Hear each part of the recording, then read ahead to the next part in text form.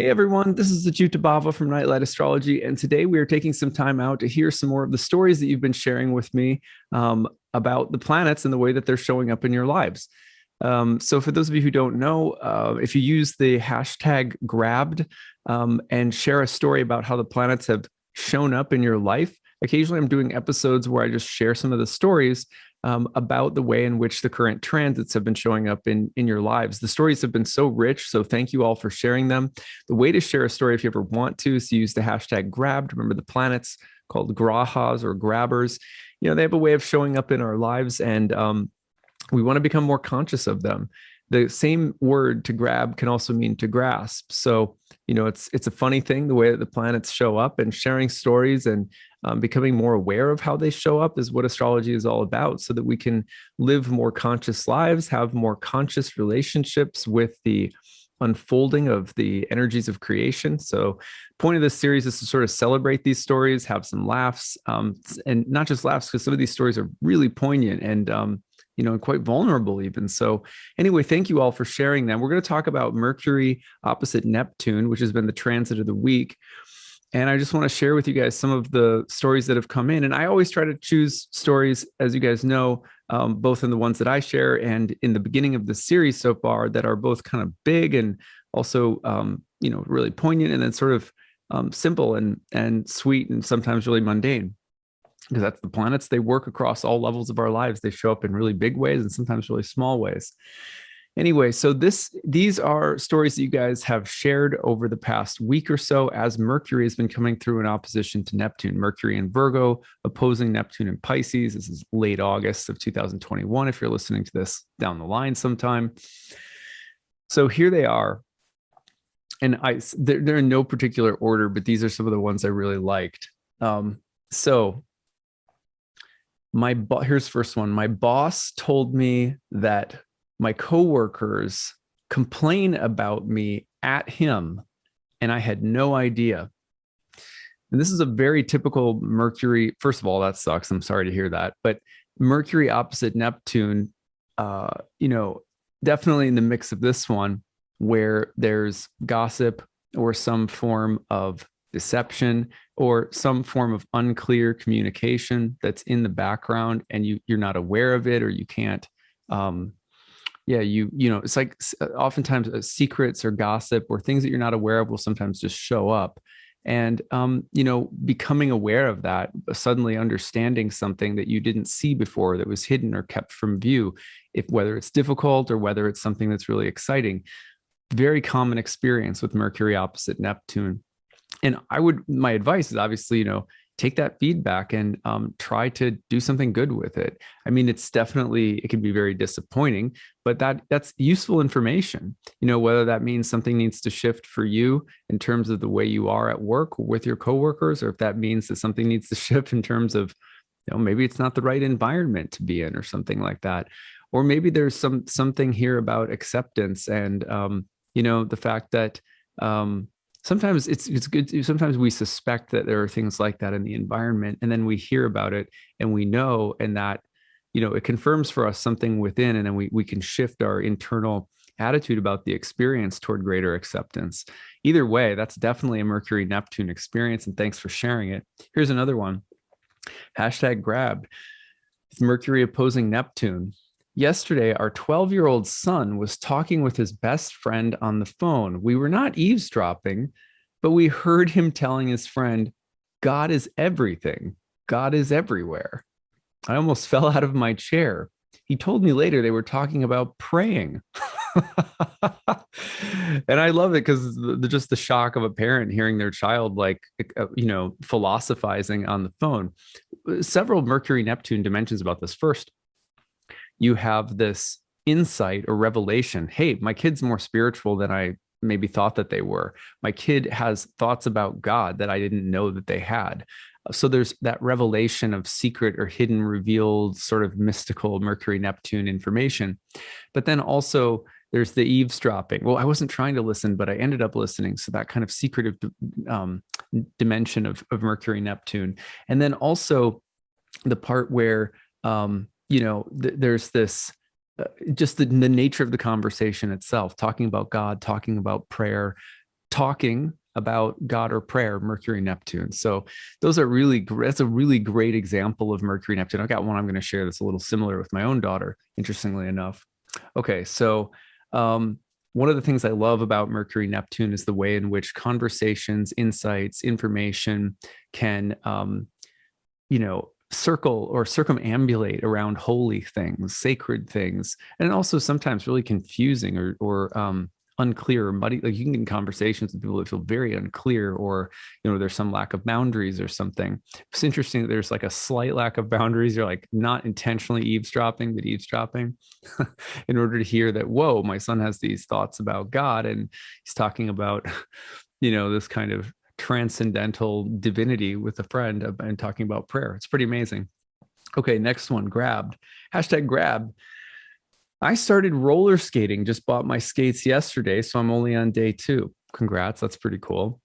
Went skating this afternoon. I was feeling confident, had a blast. I was finishing up and heading to my bike to take off my skates when I hit a crack in the pavement, fell backwards, head slammed on the ground. I was wearing full safety gear, thankfully. I was feeling weird and dazed. It shook me to my core. For hours, I had 2 major thoughts. How does this match up with the astrology? And I could have died. I could have become permanently disabled. I have so much left to write and publish, and I'm slacking off, wasting my time. I need to focus on writing projects and getting them published before I run out of time. If I lose the ability to think and write well, what else would I have to give in this life? I couldn't fulfill my purpose. Wow. So first of all, I love that Mercury Neptune comes through, and there's this kind of dreamy new transportation device that comes into your life in the form of like skates. Just that's the picture I got in my head anyway. And then I love the second part where, not that you fell, that sucks. Sorry that happened. Glad you were safe and glad you were okay. But isn't it interesting that it led you to this meditation on wasted time and the skills of a writer and the need to write and communicate before time runs out?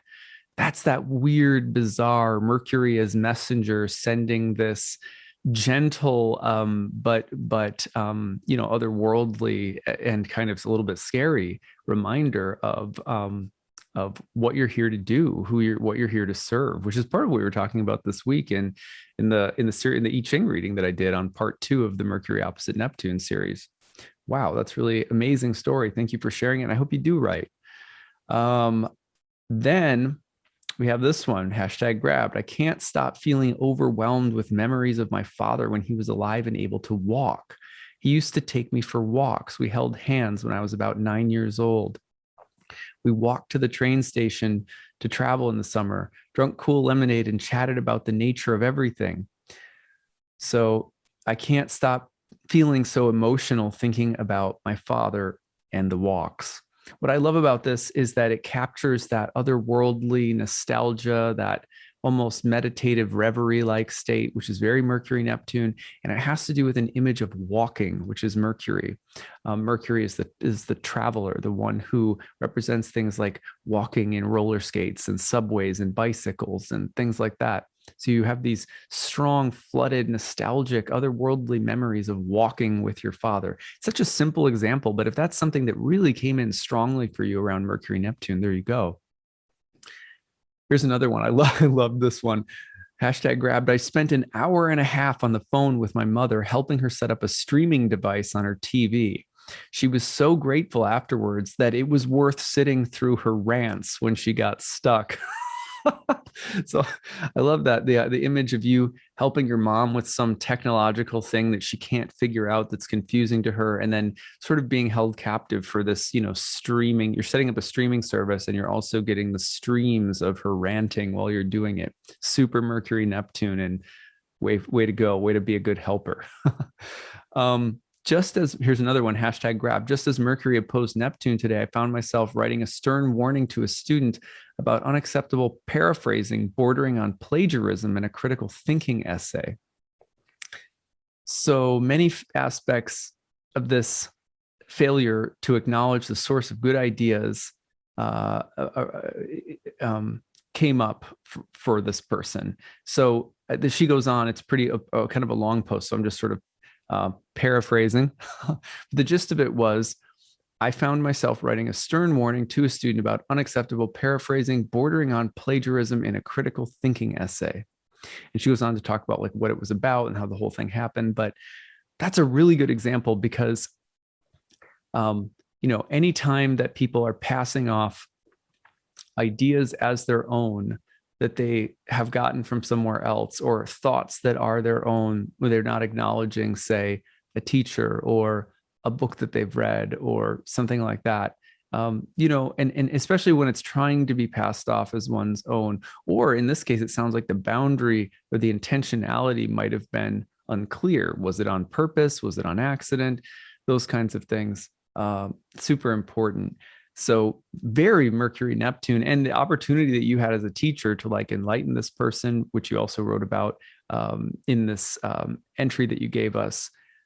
Super interesting and very Mercury, Neptune. Another one, hashtag grab. Since I bought my house 2 months ago, there have been issues with my payment schedule. This morning I woke up and they had taken 4 payments out at once overnight. So, I mean, sometimes things get really leaky around Neptune. And here's the story of sort of like your finances leaking in relation to like a faulty, auto payment setup. So this is like a tech glitch that causes resources and money to leak out. Very Mercury, Neptune.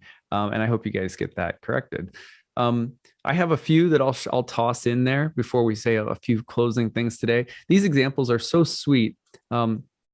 And for the most part, these examples really epitomize also the nature of a transit that's very fast moving and gentle comparatively to, say, getting Mars in the mix, which we'll see in the next couple of weeks, or the sun opposite Neptune. Those are going to be different. So it should be interesting to see people's stories when those two transits come around and then sort of compare and contrast.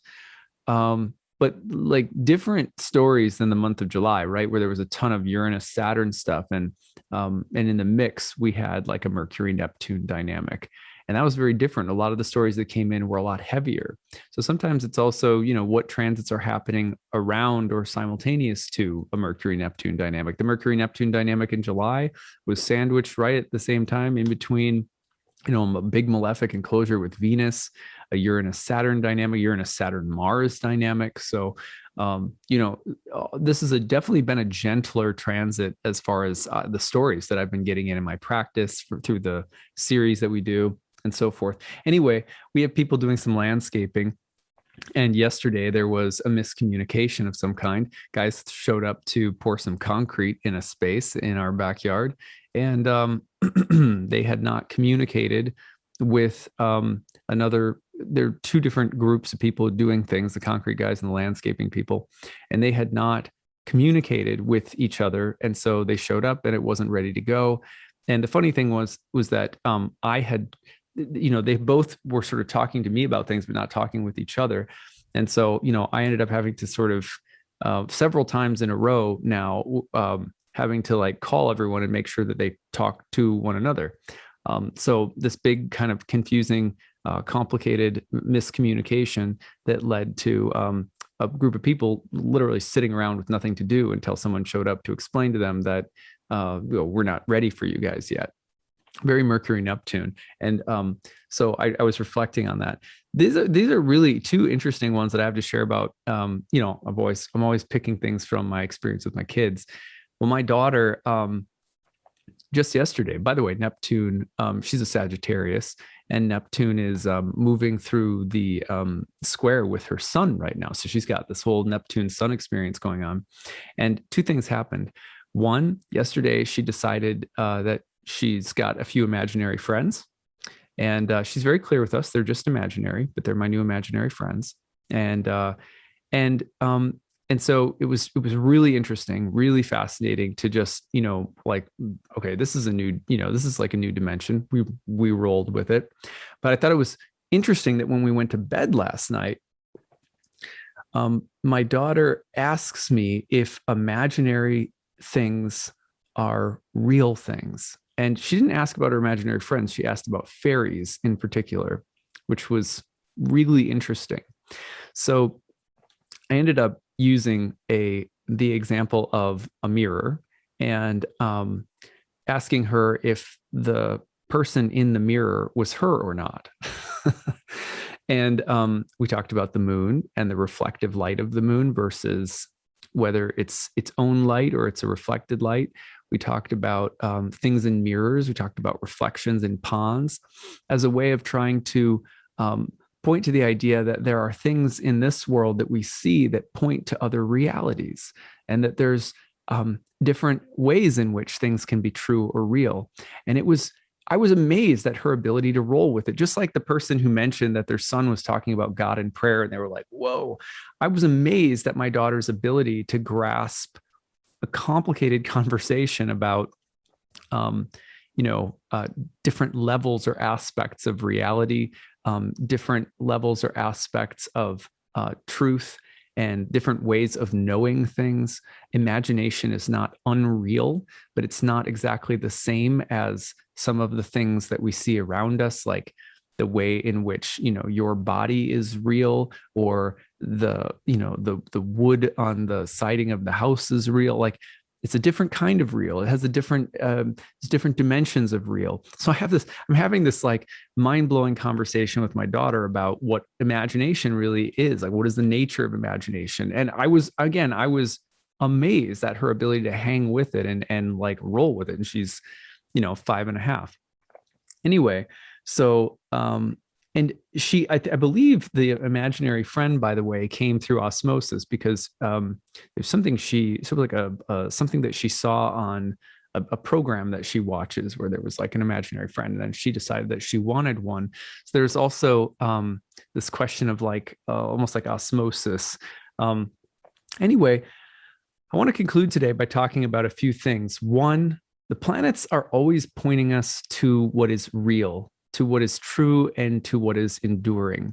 There's not just one thing that they point us to when I say that they point us to what is true or real. They point us to truth in a plural sense often, or they point us to the dimension of truth that exists within the relative every day. That's so important, because we can walk through our lives and we can only experience one dimension, or like very limited sense of what is real or what is true or what is going on.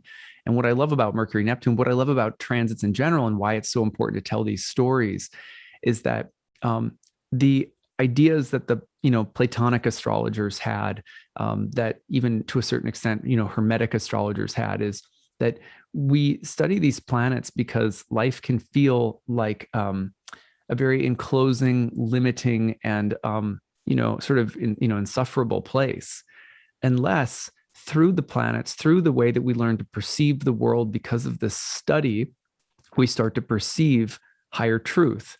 And higher truth is co-present with our everyday truth. It's like the conversation I was having with my daughter. And I realized that as I was having the conversation with my daughter about this, that I was also tapping into the planetary action. And when we have that almost like reflexive or reflective ability to see what's going on and to see the way in which it's pointing us to higher truths, as we're also going through the actual listening to your son on the phone, or the actual remembering of walks with your father, or the actual conversation with your student about plagiarism, or whatever the case might be, that it's that simultaneous, it's that both, and it's that this is a truth, and then there's this other truth, there's this other world. It's imaginal, it's metaphorical, it's spiritual, and it's co-present with this realm. We seek that experience as souls because it gives our soul happiness, and it helps us to trust and know that we are a part of something bigger, and that eases our anxiety and brings us back to the feeling that we're at home, that we're in something that's really, really real. So the planets, in short, I was reminded of this week, and I hope that you're reminded of it too, hearing these stories. The planets are always helping us find the real in our everyday experiences, find the different layers and dimensions of the real, the true, and the good. So that's what we've got for today. Thank you, everybody, for sharing your stories. And we will be back tomorrow again to close out the week here with, we're going to do a little bit of meditating on some of the there's a few more upcoming transits we're going to be talking about. All right, that's what I've got for today. Thanks again, everyone, for sharing your stories. Bye.